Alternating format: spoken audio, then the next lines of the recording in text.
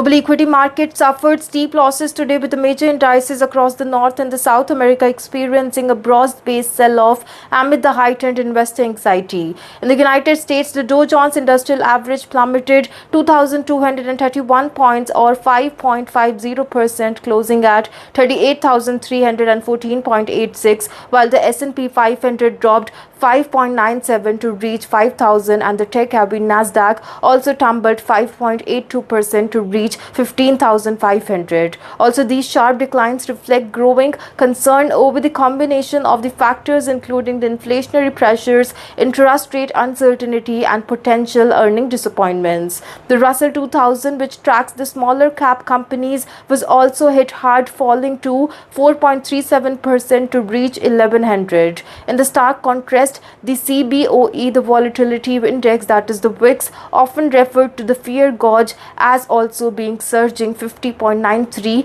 to reach 45.31, its highest spike in months. Also signaling a dramatic increase in the market volatility, the risk aversion, the investor appear to be rapidly shifting out of the equity and also into the safer assets or hedging their portfolios in anticipation for the further turbulence. Also, the sell-off extended beyond the United States border. The Canadian market were also deeply in the red, with the S&P TSX, also the composite index, falling to 4.69% and the S&P TSX 60 down to 4.44%, reflecting a widespread retreat from the risk across the sector, including the energy, finance, and the materials. The Latin America market also faced significant pressure. The Brazil Bovespa index sank nearly 2.96%, longing of the 3,800 points, while the Childs S&P IPSA and the Mexico's S&P BMV IPC dropped 2.79%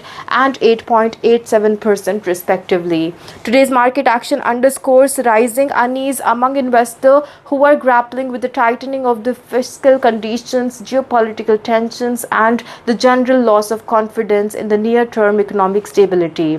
Also, with the VIX sharply rising and the key global indices shedding billions in the market value, sentiments have clearly shifted into the defensive mode. The coming days will be critical in determining whether this is a short-term correction or the start of the deeper, more prolonged downturn. Commodity market reflected a day of divergence with a significant movement observed across energy, metal, and agricultural sectors. Energy commodities faced strong headwinds, leading to the day's losses. WTI crude oil also declined by 2.15% to settle at $60.66, while the Brent crude oil dropped 2.21% to reach $64.13.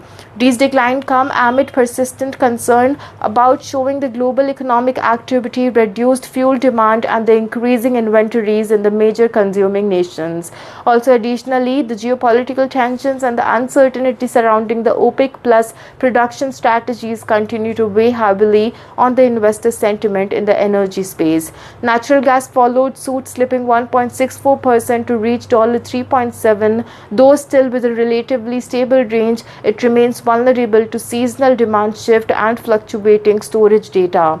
In contrast, the metal segment painted a more optimistic picture. Gold advanced 1.10% to reach $3,068, maintaining its strong position near the upper end of the 52-week range.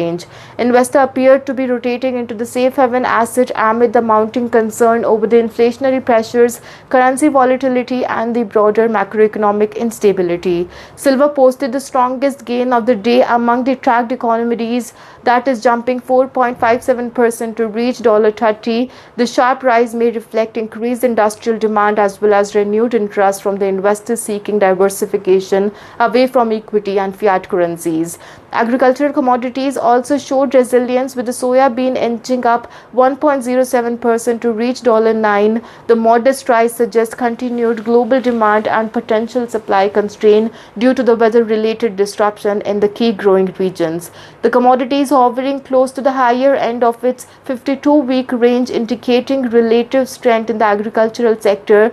Overall, today's performance illustrates a clear contrast between the declining energy prices and the upward momentum seen in the metal and the agricultural sector.